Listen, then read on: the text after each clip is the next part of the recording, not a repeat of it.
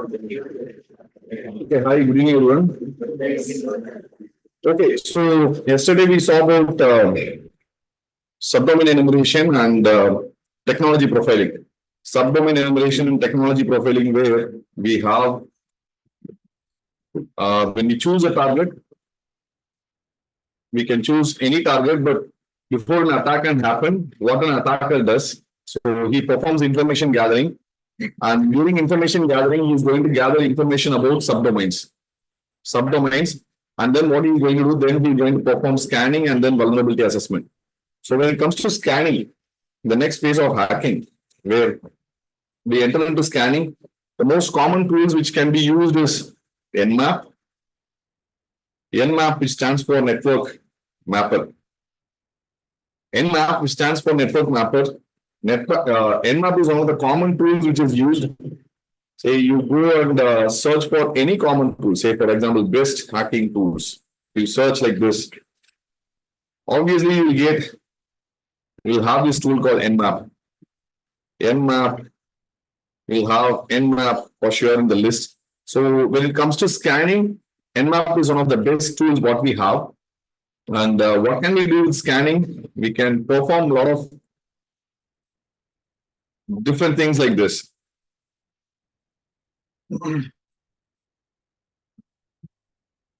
So scanning.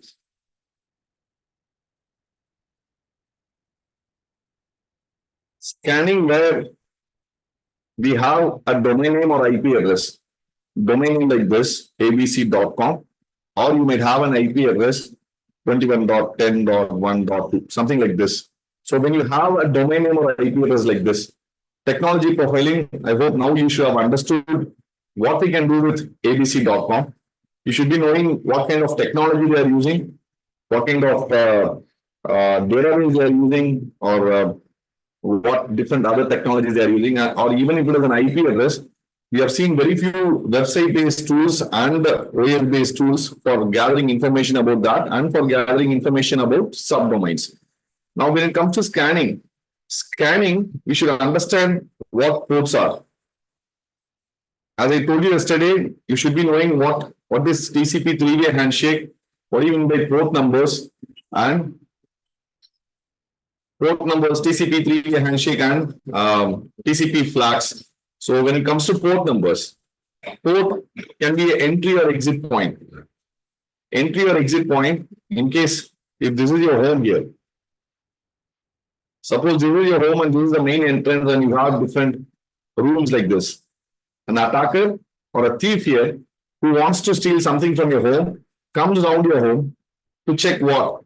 He's checking if he can get inside your home to any one of the openings. That you call it as port. So normally port is an entry or exit point. Entry or exit point.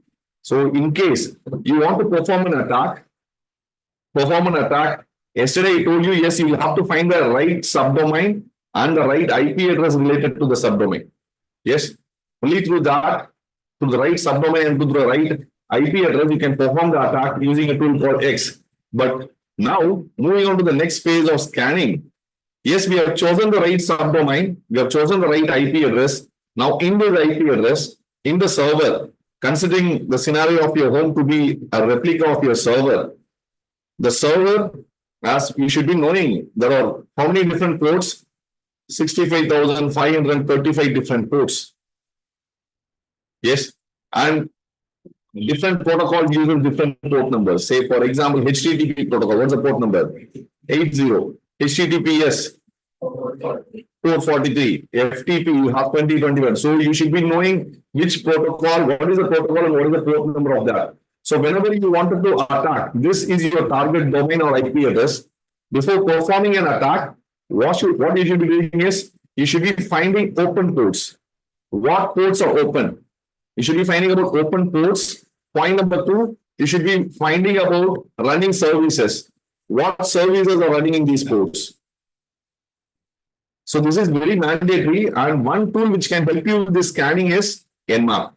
So using Nmap, what you can do is you can scan for open ports in your target and scan for running services. I'll just go for this tool called Nmap. Kali Linux. Kali. Let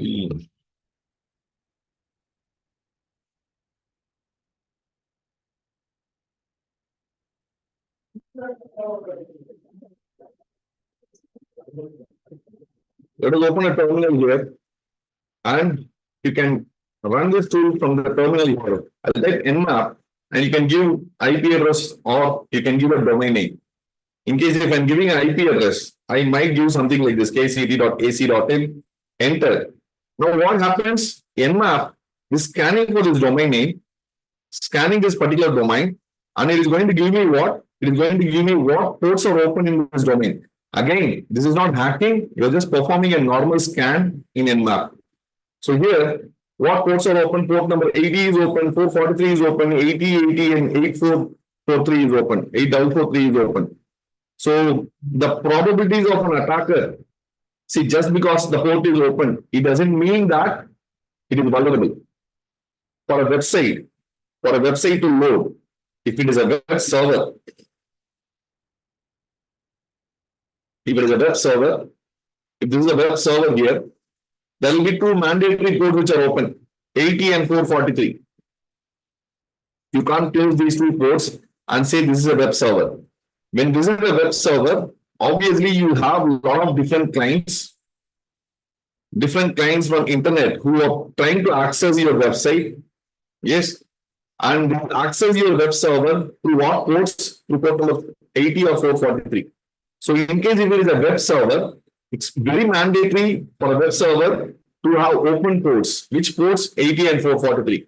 So just because these ports are open, it doesn't mean that an attacker from here, he can successfully complete an attack. No, it is not that, but it is mandatory that for an attacker to try exploiting a server, these ports have to be open. And as a server admin, if you are a server admin here, you have the privilege to open a port or to close a port based on your requirement. Based on your requirement, you can open a port or you can close a port. Say if you take an example of your computer, yes, and you don't want someone to open a browser and to access any website. So which port you have to block? You'll have to block port number 80 and 443. In your computer, how can you block port number 80 and 443? Using what? Using what you can block these ports? Using firewall. Using firewall, what you have here, I go to a firewall. I can go to firewall, and what I can do is I can either go for these inbound rules or outbound rules. Inbound rules is for incoming connection. I can block any incoming connection. I can block any outgoing connection. If it is an inbound rule, I'll go for a new rule here. I'll click on new rule. And what I have to do here is this. I'll choose the port number. I'll say port. I'll go for next. And I can mention any specific ports. I'll say 80 and 443. And this is TCP. I'm blocking TCP port. I'll go for next. And I'll say block this connection. Block this connection. Next, you can give a name. Next, I can give a name for this. I can give a description for this. I can click finish. Now what happens if I open a browser? If I open a browser in my system, if I try accessing google.com or any other website, I won't be able to access the particular website. Why? Because in my computer, I have blocked port number 80 and 443.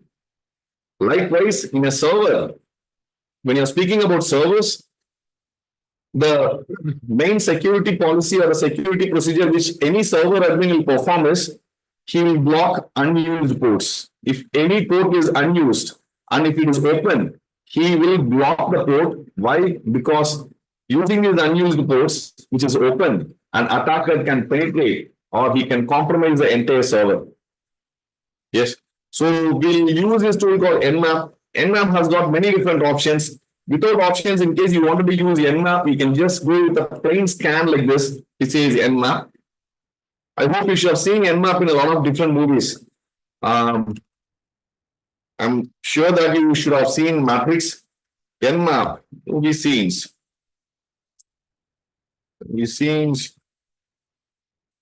Okay, movies featuring the Nmap security scanner. If you look at this, Matrix is one common movie which you have seen, and she is trying to enter to a particular device, to a particular world, and she is performing a scanning, and it says port number 22 is open. So what she is trying to do is she is trying to enter into that particular space or domain using the open port. You should have seen this in a lot of different movies where they perform a scan like this, and the tool what they have used is Nmap.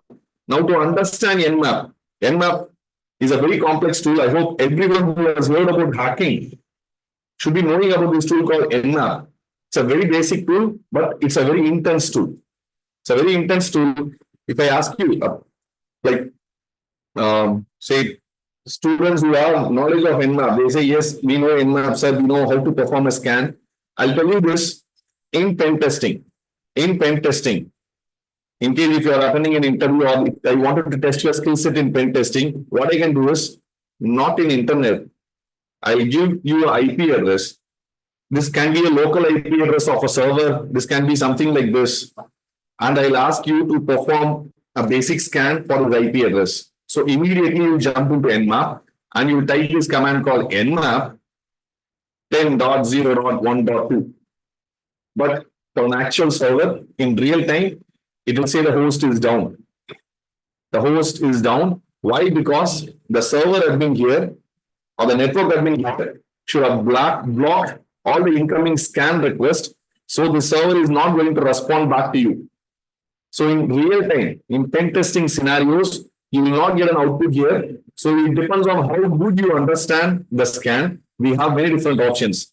Either I can increase the speed of the scan, I can increase the speed, I can increase the number of threads. You call it as parallelism. I can do this, or I can increase or decrease RTT, which is again a technical term. I can do a lot of different options. So again, the tool is very intense. To start with very basic scan, yes, I can perform this. But to go ahead and to perform a very meaningful scan, we should understand how Nmap works. And we have a lot of different commands for Nmap. Let me tell you what different commands we have in Nmap. Commands. Say we have -st, -ss, -sv, -su, you have -a, and you have different options of commands. Say, for example, you have -o, you have -v, you have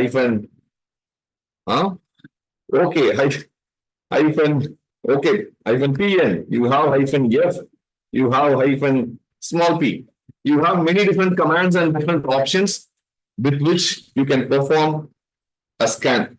Now I'll go for this very basic scan called -st. I'll tell you how this scan works and how this scan works so that you will understand how the remaining scan works. Again, in interview, they will not ask you what is the meaning of -st command. No, they will not ask you that. Or they will not ask you to find out the operating system of your server. What scan you use? No, they are not going to ask you questions like this. They might ask you questions like this. What is the working principle behind -st scan? You know the output is going to be, it is going to show you open ports or not. That's fine. But they'll ask you what is happening behind the scene. Something like this. When you type -s capital T, and if you give a domain name like this, the interviewer might ask you, tell me what happens behind Nmap. What happens behind the scene? So I'll explain this. So when you give -st, -st stands for TCP connect scan. This is called TCP connect scan. TCP connect scan, and from your computer here, you are performing a scan to a server. Again, scanning a normal server is okay, but don't scan registered or private domains, military, government websites. Can't do that. So when I type Nmap -s capital T and abc.com. Now what happens in the background? I told you this is TCP connect scan. Now what is TCP connect scan? It initiates TCP three-way handshake. It initiates TCP three-way handshake, and that is the reason I told you you should understand what TCP three-way handshake is. Three-way handshake is the initial handshake mechanism that happens between a client and a server before initiating a communication. Before any communication initiates, this TCP three-way handshake will happen. Say, for example, I go here and I type google.com. Google.com. Now, a packet from my computer will go to google.com, and before google.com page opens like this, behind, what happens? A TCP three-way handshake would have been completed. What is TCP three-way handshake? From my computer, I was sent a packet, and this packet is called a SYN packet. A SYN flag will be set. Again, I told you to go through what is TCP three-way handshake and what is flags and port numbers. In case if you have gone through that, you will find it very easy. Now, the reply what you get is SYNAC, and again, finally you will get acknowledge. This is TCP three-way handshake. So from your computer, you are sending a request to this server, requesting permission. When you connect to your mobile, to your laptop, what is the message which will be displayed? It says syncing, synchronizing. Mobile is synchronizing with laptop, syncing. So synchronous is like a connection request which you give. It's like giving a friend request in Facebook so that you can speak to them. So this is SYN, and in case if the server is okay, it will send you SYNAC. Yes, I acknowledge for the SYN packet what you have sent, and then finally you will send acknowledge. Only after these three packets are transmitted, you will have the page to be opened here. So TCP three-way handshake is the initial mechanism which happens between any two devices before initiating a communication process. Before a website opens, before a YouTube video loads. Now what happens? These three packets will be exchanged, and when you give this command called -st, this is what happens. It is going to initiate this TCP three-way handshake. So SYN packet, and every packet is like a courier packet. It will have a lot of interesting information inside it. And SYNAC, when your computer receives this packet, see the technical aspect behind that is going to be a little complicated, but I will simplify it for you so that you can understand it well. When you send this packet, yes, the server is going to get your details. This is like a courier packet which has all the details. It will have from details, it will have two details, your IP address, MAC address, port number, all your details, and it is about the recipient details. Now, when the server responds you back, now again you will have a lot of information here. Now, the main function of Nmap is this. Nmap, what it does, it is going to take this information,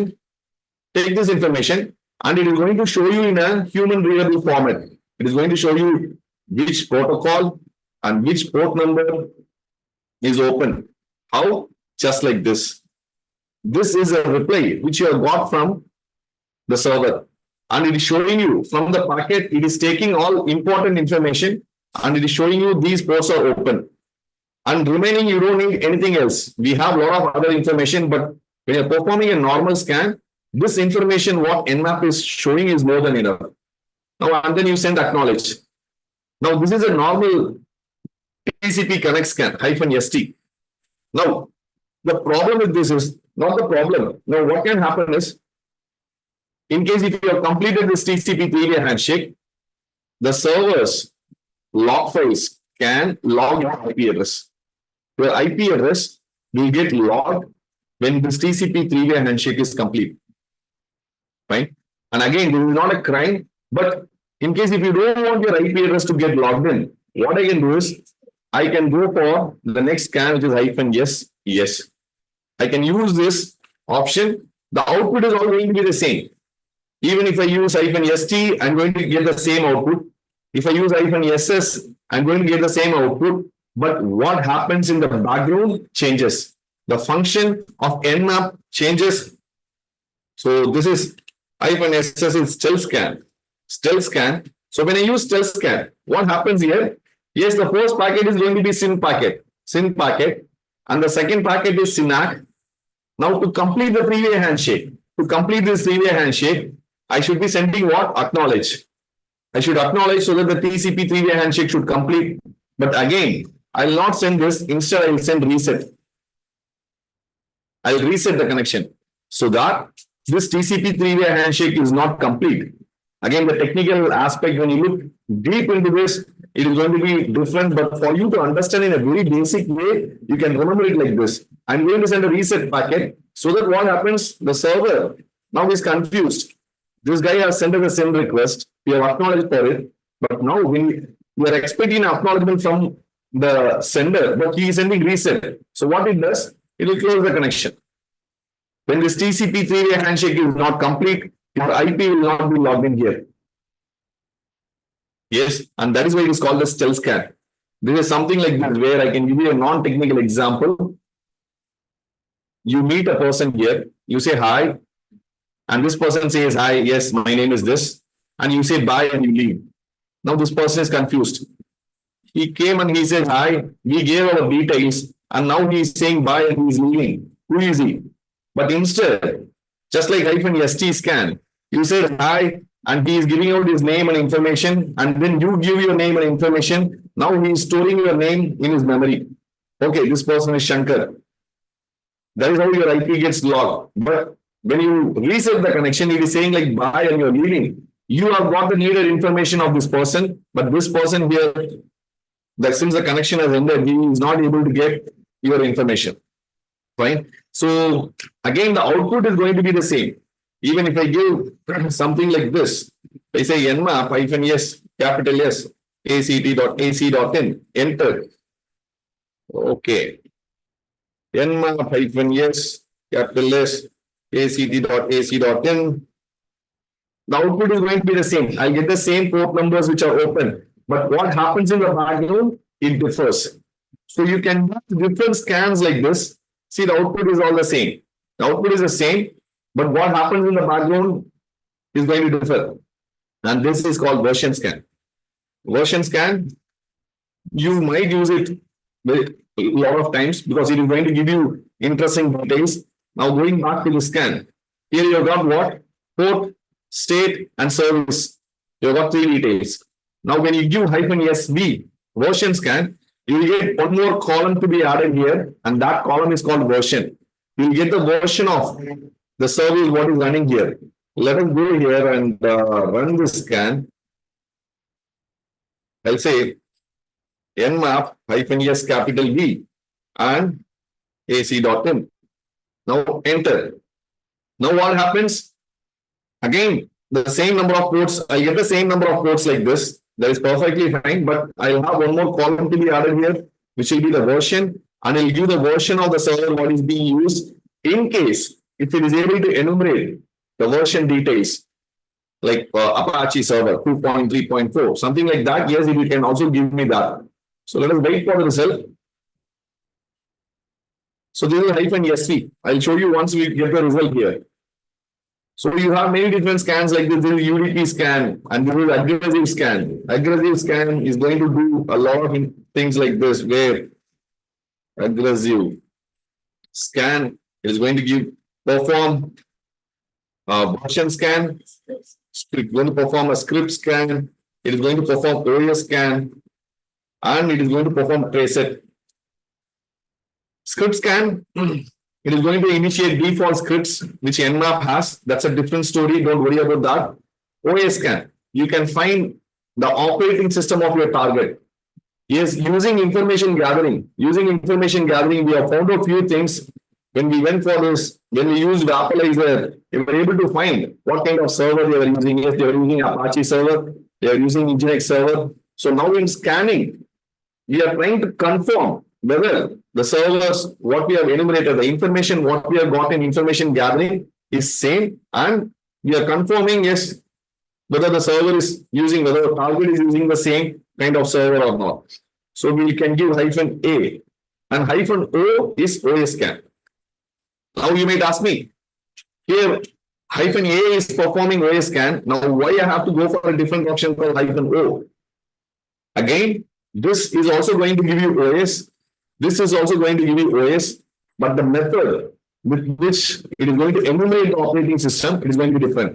So in some cases, you might get the OS results using -A, and -O you might not be able to get. So it is always good to go with a good probability of using two OS scans, so that in case if you are not able to get the result for this, this will get you the result. Or if you are not able to get the result for this, this scan will give you results because they're using two different methods for enumerating OS. Yes, let us go here and see. Fine. See here, last scan what we have used. We have used what? We have used -SS and you have got port, state, service. Now, when you look at this, when we use -SV, you have got a new column to be added which says version, and you are able to see the version. This site is using Cloudflare. Can you give me any other site which we have seen yesterday? Example of a site what we have seen yesterday, where we enumerated the operating system. Huh?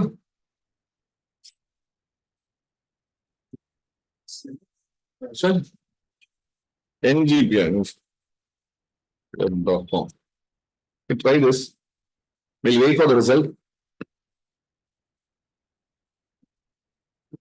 So here you can perform -A, -O, -V is verbose mode. Verbose mode is where you can see what is happening in the background. What's happening in the background? We can see this. Let me share you the attendance account for today.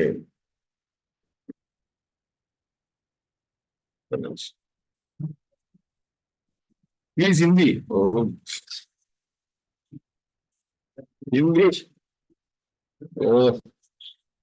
Okay, I have shared you the attendance form. Please fill that.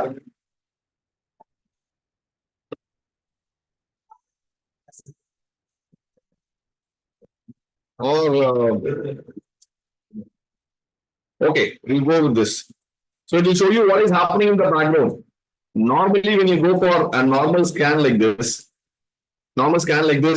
it says it is scanning and it will give you a result.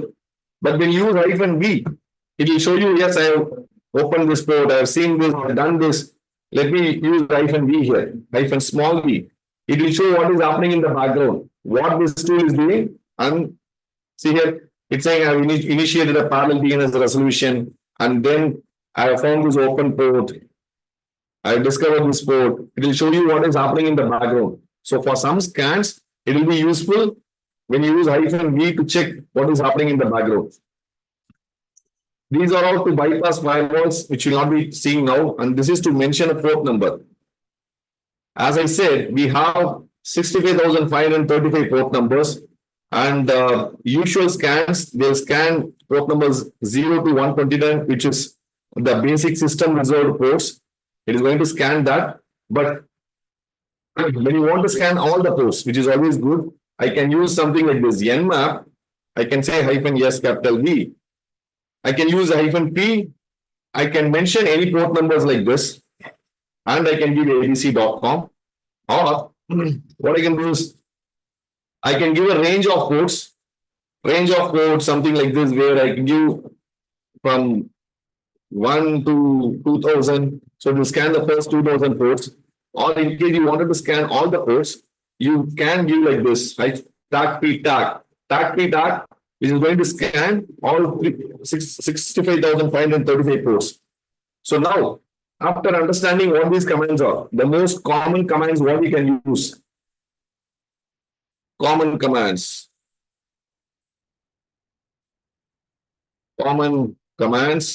You can use a command like this, where nmap -SV -V -A -O -v tag P tag, and you can use abc.com.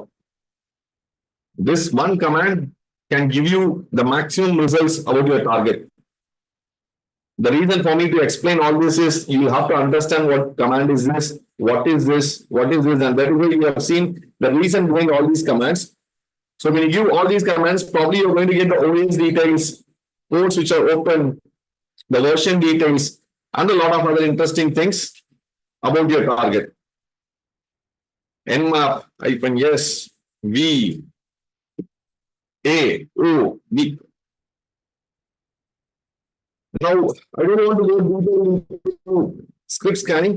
Most of the scripts, without the use of scripts, you can't do pen testing. That is not for us to enumerate details about your target. As of now, we don't need script scans, but there is one option called script scanning where you can use and where you can increase the functionality of your scan. That is a different story. Now we go for ZenMap. What is Zenmap? GUI of Nmap. It's very simple. It's very simple. Let me go here. Let us. Battery is fully charged. Okay. Let us leave this. We type Zenmap. Okay, Zenmap is not here. Zenmap. We go for the other one here. Zenmap.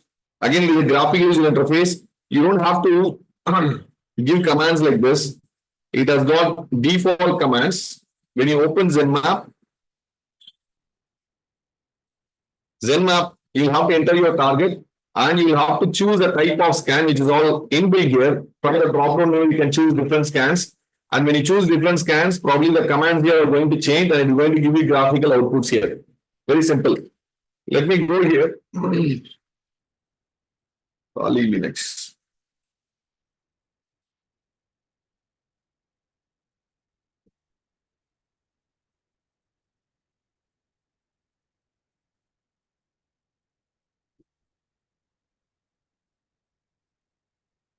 You have to configure Nmap in the new version.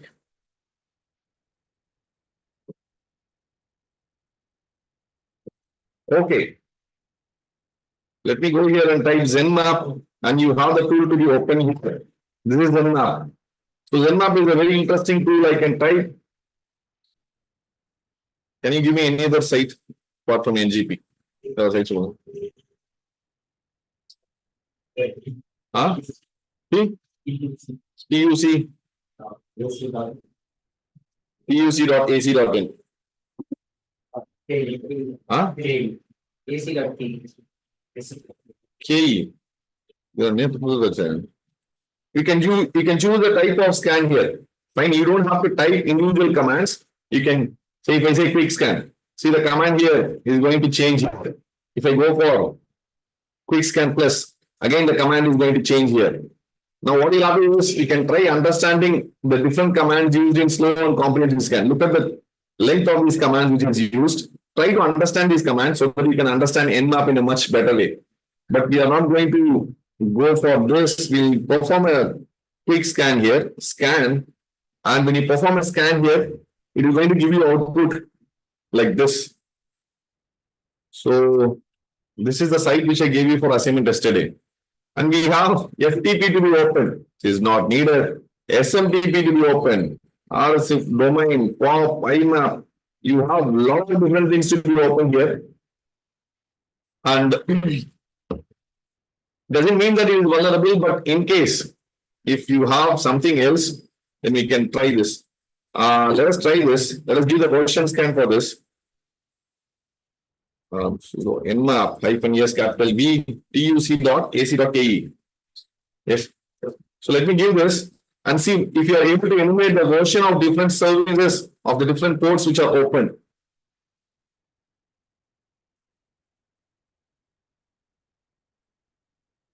Let us wait for the result here. So that is that Zenmap, which is again a graphical user interface. In case if you have first discussed about Zenmap and then we have discussed about Nmap, you are never worried about the commands here. That is why we started with Nmap. We understood the different commands of Nmap and then we saw about Zenmap. Yes. So this is about scanning the basics. Yes, you can use these two tools to scan. And we have the next tool which is LBD. LBD, let us check before going for LBD. Scan is still running. Let it run.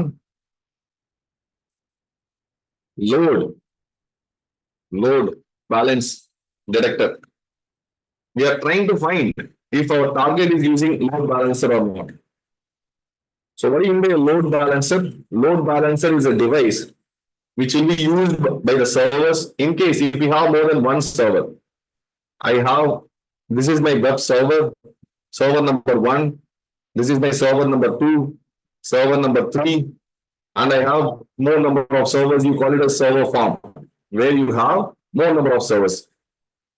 Why will a company need more number of servers like this? Yeah, it was server. Why? Same subdomain. These are all abc.com server. They are all web servers. abc.com web servers, different servers. But the IP address are obviously going to be different. This is with a different IP address 2.1, 81.10.3.2, 40.1.2.3. But why different servers?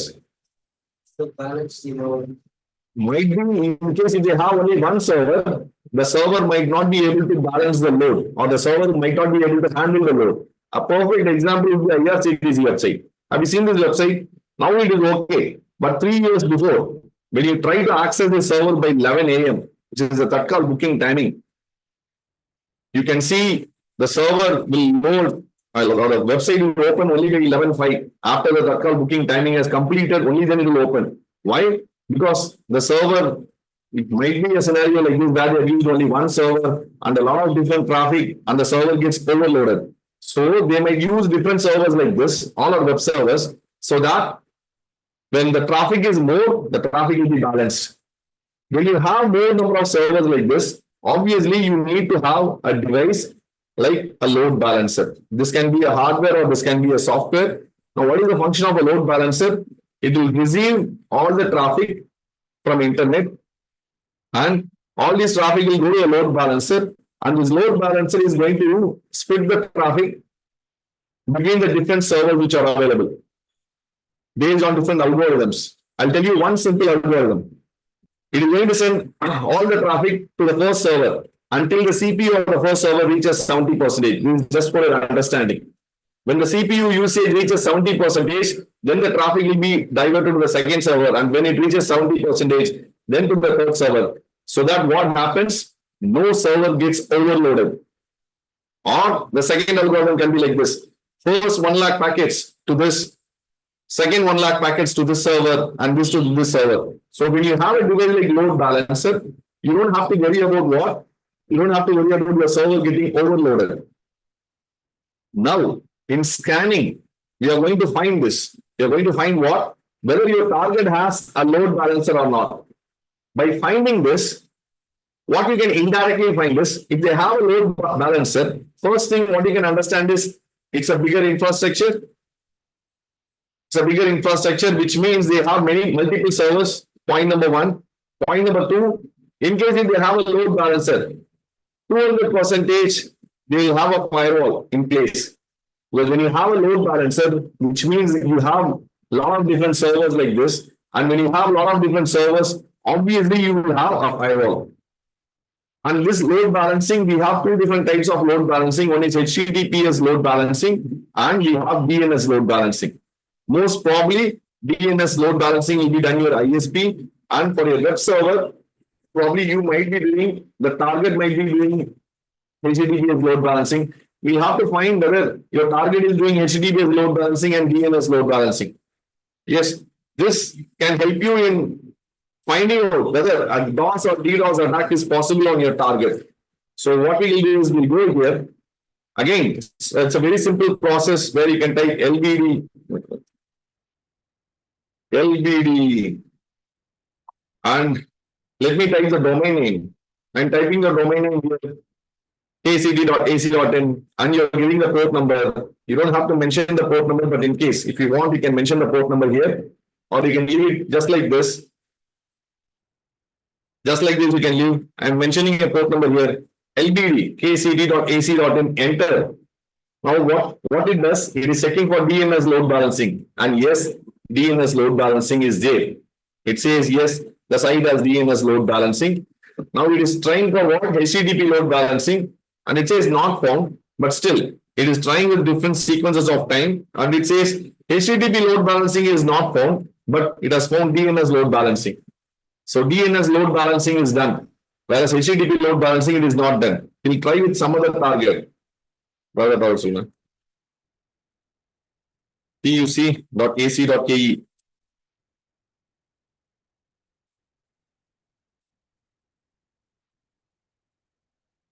They performed the version scan for this. They got the result.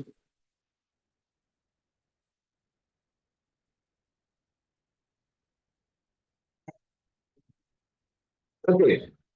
For the version scan, we'll rewind back. For the version scan, what we have done for this particular site, tuc.ac.ke. Look at this. Previous scan, we are able to find out their FTP is only open, but now we have the version of FTP, FTPV, SMTP. What is SMTP? Mail transfer protocol, simple mail transfer protocol. You have got the version of simple mail transfer protocol, and the DNS authority server version, and mail they are using Docker. Server is Apache, and again you have got the version of this. So -SV is going to give you this much information. And yesterday I showed you when you have got this information, what an attacker can do, how he can proceed with any type of exploitation. Yes, now we scroll back. Okay, this, and it says DNS load balancing not found, and HTTP load balancing, yes, it says Apache. Load balancing is done with Apache. But here again it says it is not found. The server is Apache, but this website does not do load balancing for DNS, and it has checked that it is using Apache server.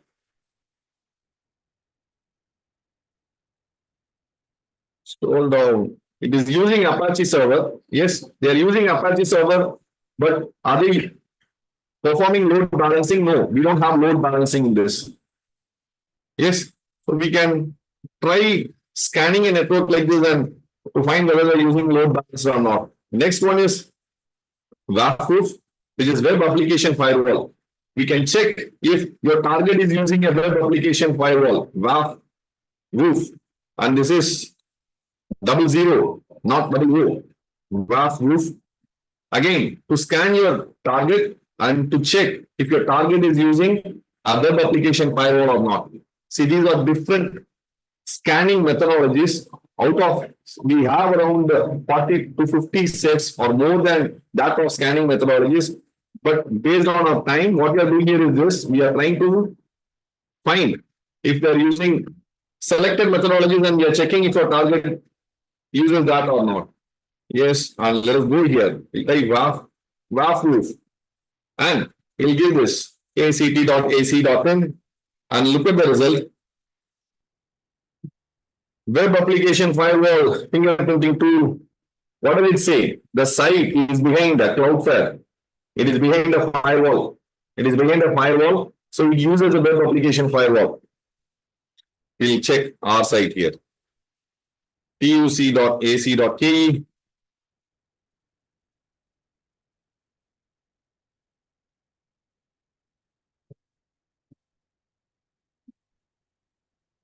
Is checking for the direction results.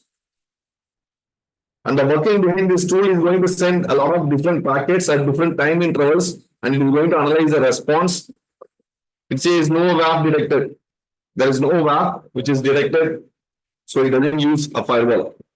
Yes, so we can perform basic scanning like this. So once if you are done with this, now after performing all this, now what you have understood is this. You would have got for your domain and for the IP address. Probably you should have got this. You should have got the IP address details when your domain was created, and who is the hosting provider, and where is the server located. Apart from this, you should have got the OS details. You should have got the technology details, what technologies they are using, the CMS details, content management system, the database details, and a lot of other things. And apart from this, you have got the open ports of your target, running services, open ports, running services, and in case you can also grab the version details here, and you can also grab the version details here. You should have got this much information about your target. And as I said earlier, in case if it is a specific domain like this, ec2.ru, getting this much of information will be useful for an attacker, or even if it is not this, if it is an IP address, 81.2.3.2, where you are not sure if it is a web server or if it is a mail server, or if it is a database server, but still, you wanted to gather information, you can gather information, scan, and you can proceed like this. Now, after doing this, what we are trying to do here is we go for vulnerability analysis. Vulnerability analysis, where in vulnerability analysis, what you are trying to do here is we are trying to find out the weakness. What do you mean by vulnerability? Vulnerability is weakness. We are trying to find out what our domain is weak for. Why? Because using this weakness, we are going to perform what? We are going to perform an attack, that is exploitation. Yes. So this is what we are going to do. And coming to today's assignment, I hope you are done with yesterday's assignment. You got the details. I think this is very basic. Anyone who is finding it difficult to get the details of this, the customer charge. Please submit your assignments. Based on your assignments, we'll evaluate. Now, for today's assignment, you'll have to choose your own target. It can be anything, any target. I'm not giving you target. You can choose your own target. Fine. That can be any website. As I've said yesterday, don't go for high-end websites. Don't go for Google, Flipkart. Apart from that, choose a very basic or small website and try to scan and find out which ports are open and which version of services are they using. Find out what is the OS. For OS, you can find stuff like this. Let me go for a very basic scan. Nmap. I'll say hyphen not here, hyphen go. I'll just give hyphen go because hyphen A, hyphen O, when I give a longer scan like this, it is going to take some time.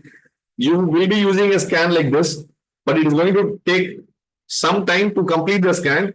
So we'll just give hyphen O and see what operating system they are using. He is using information gathering, you better got the operating system details, but scanning. Okay. Here, what does it say? It says Linux.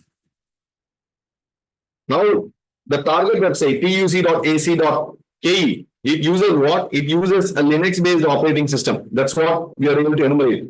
In case if they're using Windows, you should have got Windows. So now we know they are using some version of Linux-based operating system. It is suggesting us this 3-point series, 4-point series, this, and it is giving you the percentage. It says 91% we are using Linux. So hyphen O can give the operating system of your target like this. So try to find the operating system and check if your target performs load balancing using LBV. Check if your target uses web application firewall. See, it is not very mandatory that you have to enter. Yes, it is using. In case if you are not using, just enter no. Load balancing not done. And web application, no web application firewall is found. You can enter it like that. Yes, you can choose your own target. Don't form groups, take a single target and don't give the same results. Choose individual targets and submit your assignments. You got this? So tomorrow we'll start with vulnerability analysis, and after vulnerability analysis, we'll go for exploitation. Exploitation, it's like an ocean where we have many topics, but today in Drive, we will share you one lab OS. It's a server OS, which is called as Metasploitable. Because for exploitation, we cannot go and exploit live sites like this. That's an offense. You should never do that. So we are going to install this lab OS in VirtualBox. In VirtualBox, and when you install this in VirtualBox, you'll have an IP address like this. And what I will do is, I'll give you a flow of this. How to gather information, information gathering, scanning, and vulnerability analysis of what? Of this IP address. And finally, using this input, how we can exploit. How we can exploit. And once if we exploit from our Kali Linux machine to this IP address, we'll be able to gather the different files, what they have. We can extract a lot of information from the server. This is a server which is vulnerable. Metasploitable is the name of the server which is vulnerable. So how exploitation is done and how in real time, you can extract information out of it. Yes. So complete this assignment and submit it in your Google Forms. We'll meet tomorrow then. Yes. Thank you.